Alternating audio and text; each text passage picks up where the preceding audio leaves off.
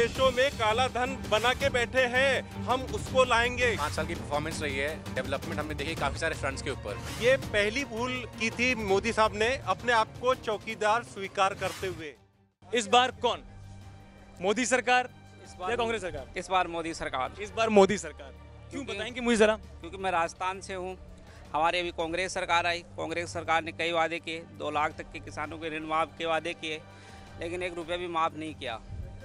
और अब की बार भी बीजेपी सरकार ही आएगी। बीजेपी सरकार ने बहुत कुछ किया जनता के लिए, इसलिए मैं भी चौकीदार हूँ। सर आपको क्या लगता है कि आप चौकीदार हैं? बिल्कुल चौकीदार हैं। अरे क्या बात है सर, क्यों बताएंगे? क्योंकि मोदी का जो एक 5 साल की परफॉर्मेंस रही है, डेवलपमेंट हमने देखी काफ़ी सारे फ्रंट्स के ऊपर। ऐसा नहीं कि केवल हम इकोनॉमिक डेवलपमेंट की बात कर रहे हैं, सोशल के नाम पे भी। मैं गांव में गया था, एक मोरेना गांव है, तो वहाँ पे डेवलपमेंट अगर देखी जाए तो जितनी भी स्कीम्स आई हैं उनका काफ़ी हद तक लोगों को हर तरह के लोगों को फ़ायदा मिला है। ऐसा नहीं टॉप ऑफ द लाइन मिला हो, नीचे के जो मध्यम स्तर के लोग हैं, नीचे स्तर के लोग हैं, उनको सबको बहुत फ़ायदा हुआ है।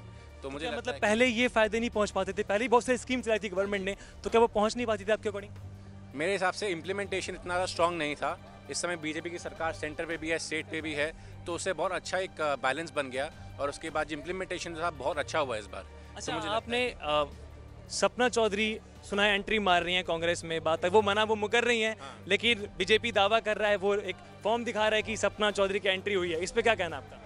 जी, वो तो नकार दिया गया है। सपना चौधरी ने एंट्री नहीं करी है, गौतम गंभीर ने बीजेपी में एंट्री करी है, और एक मेजर सुरेंद्र पूनिया है, उनका भी नया एंट्री बीजेपी में हुआ है।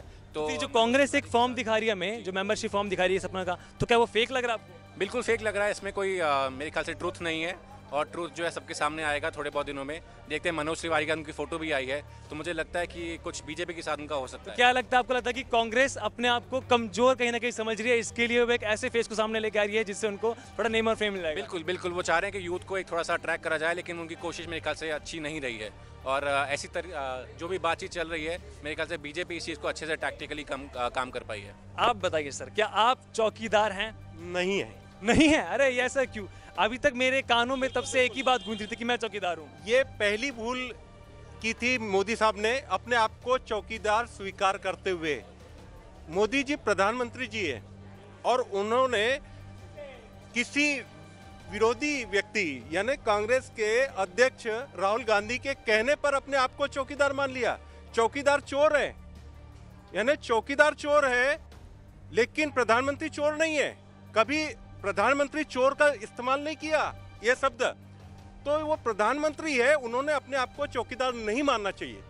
चौकीदार कौन होता है आप जानते हैं, सबको अपना एक प्लेटफॉर्म मिला है। लेकिन कहा जाता है कि जो सामने वाले लोग बोलते हैं, किसी किसी का अपनी मानना ये होता है कि जो कोई सामने वाला बोलता है ना, उस कॉम्प्लीमेंट, चाहे वो गलत तो सही बोल रहा, वो अपने ऊपर खुल के लेता है। सवाल गलत सही का नहीं है, मैं क्या हूँ पहले वो देखना चाहिए साहब। अगर मैं देश का प्रधानमंत्री हूँ तो देश का प्रधानमंत्री ही हूँ, चौकीदार नहीं हूँ। चौकीदार को चोर बोला होगा, लेकिन नरेंद्र मोदी को चोर नहीं आपके बोला। हिसाब से चौकीदार चोर, नरेंद्र मोदी ने अपने आप को चौकीदार मान लिया तो चोर मान लिया, उसको फिर गाली दे दी। एक व्यक्ति ने, एक व्यक्ति विशेष ने गाली दे दी, तो ये गाली होती है, और उस गाली को स्वीकार कर लिया प्रधानमंत्री ने ना, ये गलत है, रॉन्ग है। ऐसी राजनीति में नहीं इस शब्द का इस्तेमाल होना चाहिए। आपके हिसाब से चौकीदार का मतलब क्या है?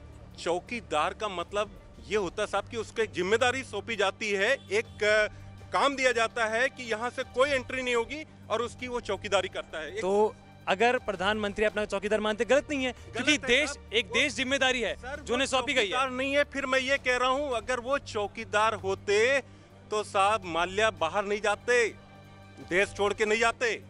देखिए, क्या सही है क्या गलत है वो उनको सोचना चाहिए कि मैंने इलेक्शन में क्या वादे किए थे और मैंने कितने निभाए।